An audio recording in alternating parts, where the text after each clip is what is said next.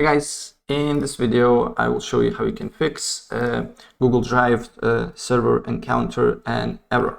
So the first thing what you need to do here, you need to go to downdetector.com, here write Google Drive, and you need to look if there is no problems reported on their end. So if there is no problems reported here, probably the problem is on your end. And to fix that, first of all, what you need to do here is to go to google.com/drive here, and you need to clear Google Drive's cache.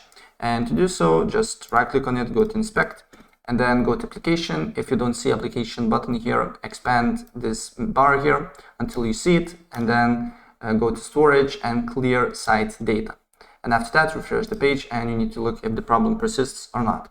And if the problem persists, then I suggest you to basically disable plugins or extensions. So if you're running Google Chrome, there will be 3 little dots here on the top right, and then go to extensions and disable all the extensions that you're running basically on your browser.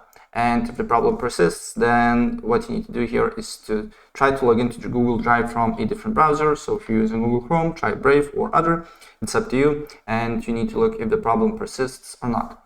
And if still problem persists, then you need to make sure that your browser is up to date.